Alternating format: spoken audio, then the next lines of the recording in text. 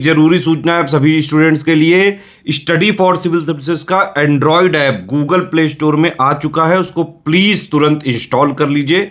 और अगर आप स्टडी फॉर सिविल सर्विसेज के सिर्फ ऐप से कोई भी कोर्स, कोई भी पीडीएफ परचेस करते हैं तो उसमें अप्लाई कूपन, अगर आप ज्ञान सर जो है आप उसमें अप्लाई करते हैं, ये कूपन कोड है, तो उसमें 20% फीस तुरंत माफ हो जाएगी। मतलब 20% डिस्काउंट तुरंत उसमें लग जाएगा।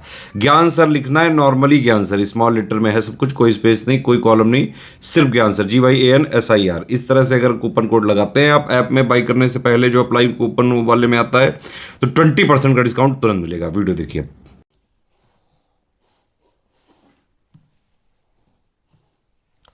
नमस्कार साथियों, स्वागत है आप सभी का स्टडी फॉर सिविल सर्विसेज।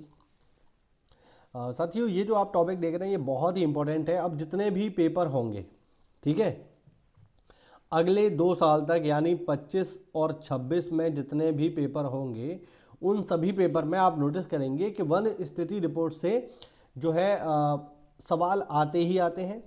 मैं आपको बता दूं, वन स्थिति रिपोर्ट जो है ये हर 2 साल में आती है।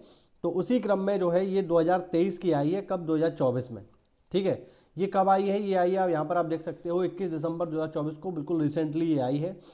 और ये इस क्रम में 18वीं रिपोर्ट है। ठीक है, और इसको जो है 1987 से लगातार प्रकाशित किया जा रहा है। तो यहाँ से पेपर में खूब सवाल आपसे पूछे जाते हैं।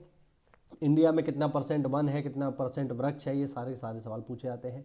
कौन सा राज्य नंबर 1 है, किस राज्य में परसेंटेज ज़्यादा है, ये सवाल खूब पेपर में आने वाले हैं। अगर आप पेपर दे रहे होंगे तो आपने इन सवालों को ज़रूर से देखा होगा। ठीक है, तो यहाँ पर आप देख लो। सबसे पहले तो पर्यावरण, वन एवं जलवायु परिवर्तन मंत्री श्री भूपेंद्र यादव जी ने इसको जो है, जो हमारा फॉरेस्ट रिसर्च सेंटर है देहरादून में, वहाँ पर इसको इसका विमोचन किया। 1987 से ये रिपोर्ट लगातार आ रही है और इस क्रम में 18वीं रिपोर्ट है। ये भी ध्यान रखना, पीसीएस में इस तरीके के सवाल जो है कथन बना करके आ जाते हैं।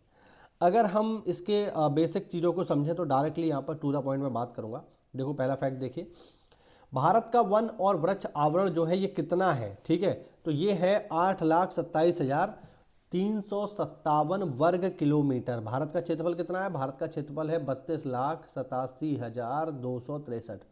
तो भारत के 32,87,263 में से 8,27,357 वर्ग किलोमीटर क्षेत्रफल पर वन और वृक्ष है। यहाँ पर यह भी स्पष्ट कर दूं कि वन अलग होते हैं, वृक्ष अलग होते हैं, ध्यान रखना। ठीक है, आपने अपने घर के कोर्ट यार्ड में या आपने अपने घर के आंगन में अगर कोई वृक्ष लगा रखा है तो वो वृक्ष है, वन नहीं है।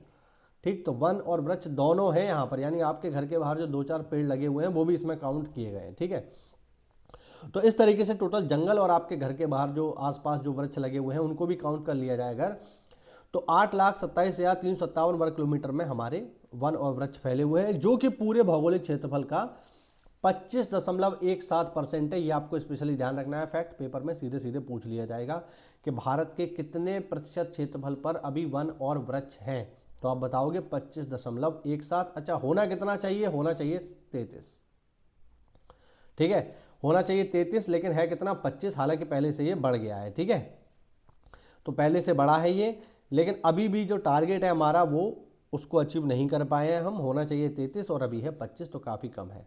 ठीक है, अच्छा, तो ये तो टोटल हो गया भाई, ये तो टोटल है 8,27,357 में तो वन भी शामिल है, वृक्ष भी शामिल है। ठीक है, अगर दोनों को अलग अलग कर दें तो देखो, वनों की बात करेंगे तो वन कितने हैं? तो 25.17% में 21.76% अकेले जंगल है। ठीक है, और 3.14% क्या है? ये वृक्ष है, यहाँ पर आप देख सकते हो। ठीक है, तो 25% टोटल है, 25% में से 21.76 वन है और 3.14 वृक्ष है। वन और वृक्ष अलग अलग है, जैसा कि मैंने आपको बताया। ठीक है, यहाँ पर आप एब्सोल्यूट नंबर में भी इनको देख सकते हो। अगर वनों की बात करेंगे तो 7,15,343, कितने में से? 8,27,357 में से। ठीक है, और वृक्षों की बात करेंगे तो ये है 1,12,014 वर्ग किलोमीटर। ठीक, दोनों अलग अलग है, ध्यान रखना।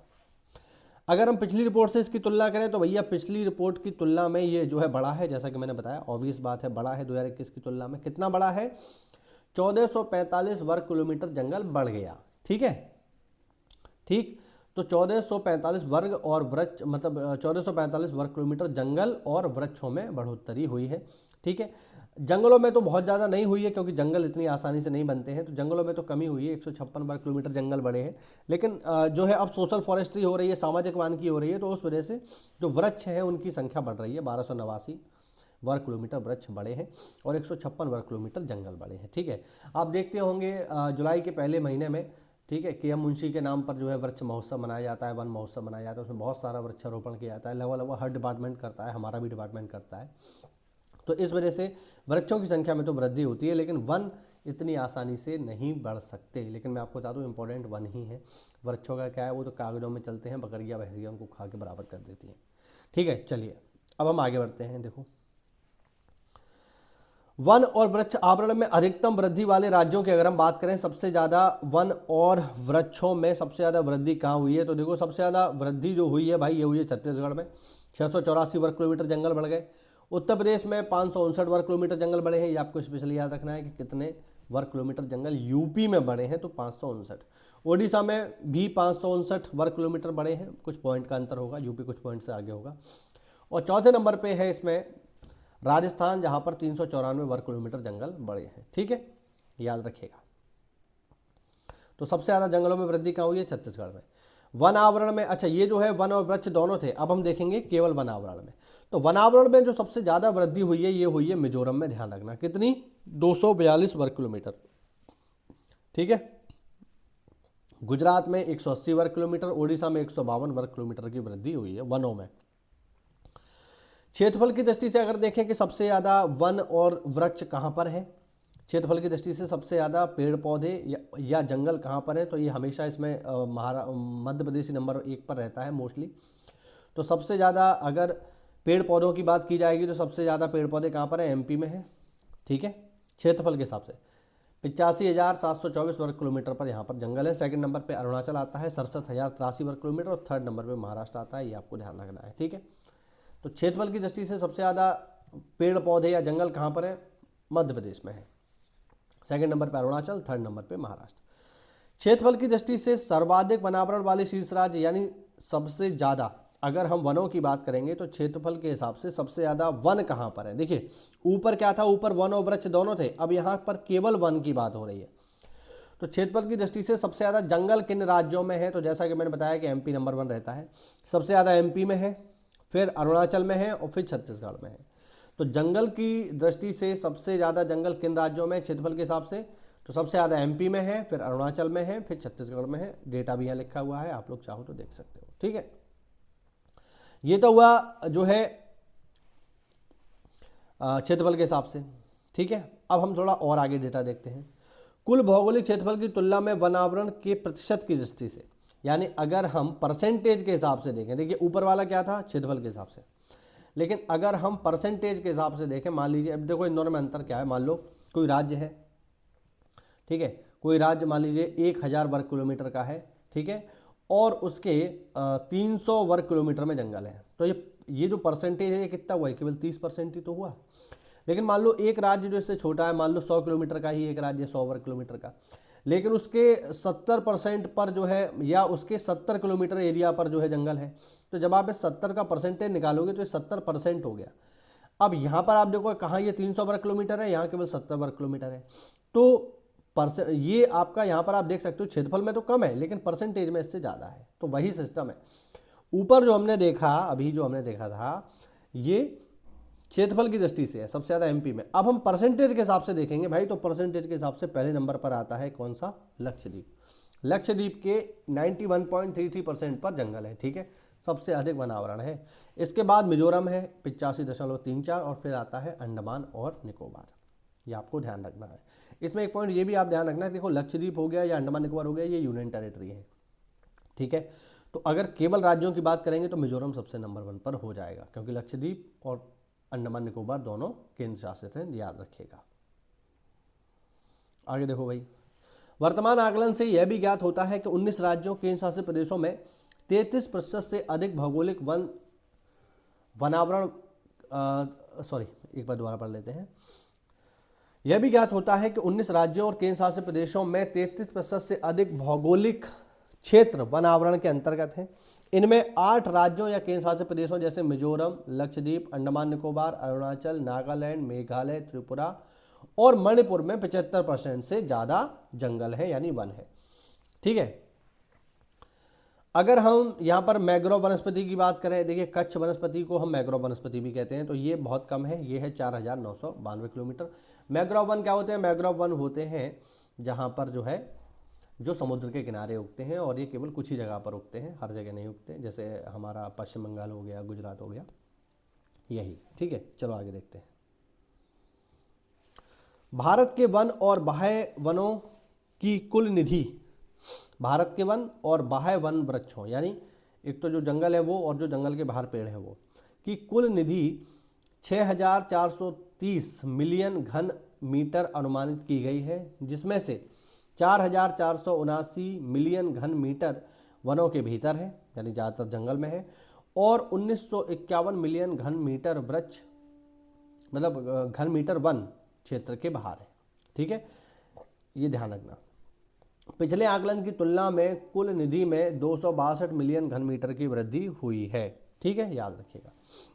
देश में बांस धारित क्षेत्र का विस्तार 1,54,670 वर्ग किलोमीटर अनुमानित किया गया है। वर्ष 2021 में किए गए पिछले आकलन की तुलना में बांस क्षेत्र में 5,227 वर्ग किलोमीटर की वृद्धि हुई है। ठीक, याद रखिएगा। आगे देखते हैं, आगे देखो। बाह्य वन वृक्षों से औद्योगिक काष्ठ का कुल वार्षिक संभावित उत्पादन 91.51 मिलियन घन मीटर अनुमानित किया गया है। ठीक है, अगला पॉइंट देखिए। वर्तमान आकलन में देश के वनों में कुल कार्बन स्टॉक 7285.5 मिलियन टन अनुमानित किया गया। कार्बन स्टॉक का मतलब क्या है समझ लो। देखो, कार्बन स्टॉक का मतलब है कि देखिए पेड़ क्या करता है, पौधा क्या करता है, बेसिकली पेड़ दिन के समय में क्या करता है, कार्बन डाइऑक्साइड लेता है और ऑक्सीजन छोड़ता है। ठीक है, यानी अपने जीवन में कोई पेड़ कितना कार्बन एब्जॉर्ब कर सकता है, इसी को हम बोलते हैं कार्बन स्टॉक। यानी अगर किसी जगह पर जो पेड़ पौधे हैं वो उस जगह का कितना कार्बन सिंक कर रहे हैं, कितना कार्बन एब्जॉर्ब कर रहे हैं, बेसिकली कार्बन डाइऑक्साइड कितना एब्जॉर्ब कर रहे हैं, इसी को हम कहते हैं कार्बन स्टॉक।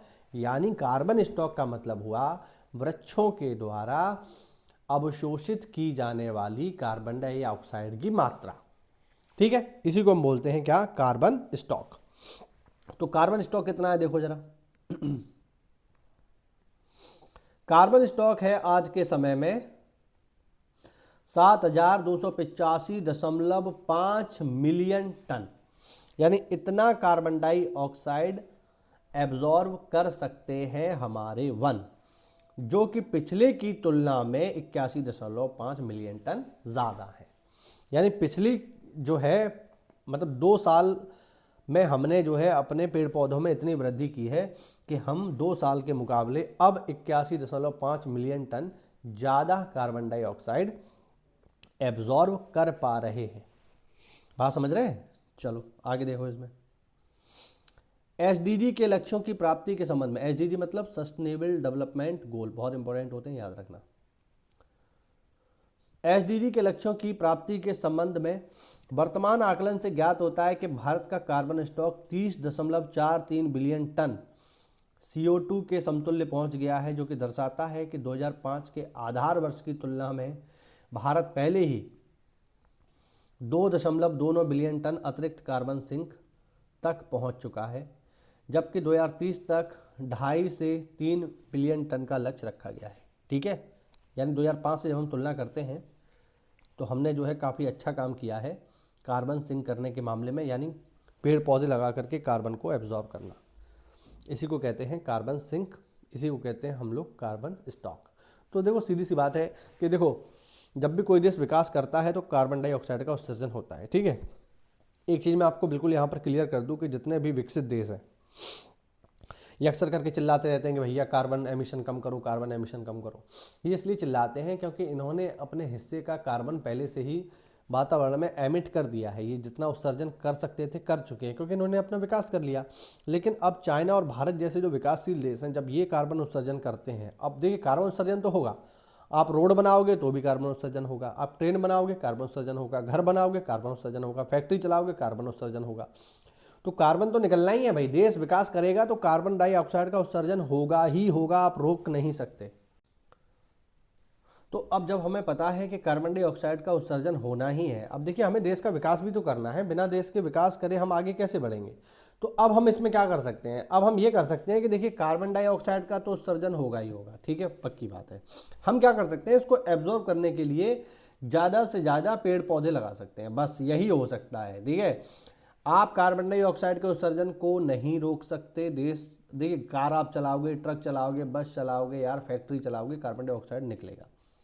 तो इन सबको बंद नहीं कर सकते आप, ठीक है। अब लोग कहते हैं भैया जो है ईवी ले आइए, इलेक्ट्रॉनिक व्हीकल ले आइए, यार ये भी तो बिजली से ही चल रहा है, और बिजली काहे से बन रही है, कोयले से। तो आप जितना ईवी यूज़ करोगे उतना बिजली ज़्यादा खर्च करोगे, उतना कोयले का उत्सर्जन ज़्यादा होगा, भाई कोयला जलेगा कार्बन डाइऑक्साइड बनेगी। तो ये तो देखिए सब जुड़े हुए हैं आपस में, ठीक है, आप इससे मुक्ति नहीं पा सकते। इससे मुक्ति पाने का एक ही तरीका है, अधिक से अधिक वृक्षारोपण। तो सरकार का पूरा ध्यान इसी पर ही है कि ज़्यादा से ज़्यादा वृक्ष लगाए जाएँ, तभी ये सारी चीज़ें कंट्रोल होंगी, तभी सांस लेने लायक हमारी ऑक्सीजन बचेगी। दिल्ली में आप देख रहे हो क्या हाल है। तो बस वही सारी चीज़ें हैं जो यहाँ पर चल रही हैं, ठीक है। तो यहाँ पर ये जो ऊपर डेटा है ये बहुत इंपॉर्टेंट है भाई, ध्यान रखना, पेपर में खूब भर भर के पूछा जाता है, आपके लिए इंपॉर्टेंट है, इसके नोट्स बना लेना, अच्छे से तैयारी करो, ठीक। हमारे जो है बैच प्रारंभ हो चुके हैं 2025 के पीसीएस के लिए, ठीक है। 2025 का पीसीएस जो है आने वाला है कुछ समय में, उसके लिए बैच प्रारंभ हो चुके हैं। इसके अलावा आरओ का जो री एग्ज़ाम है उसके लिए भी बैच स्टार्ट है हमारा, अच्छे से ज्वाइन कर लो। और उत्तराखंड पीसीएस के लिए भी हमारा स्पेशल बैच चल रहा है, यूके पीसीएस के लिए भी हमारा स्पेशल बैच चल रहा है 2025 के लिए। तो बढ़िया ज्वाइन करिए, नीचे दिए गए नंबर्स पे कॉल करके आप हमसे जुड़ सकते हैं। मिलते हैं अगली क्लास में, तब तक के लिए जय हिंद, जय भारत, वंदे मातरम।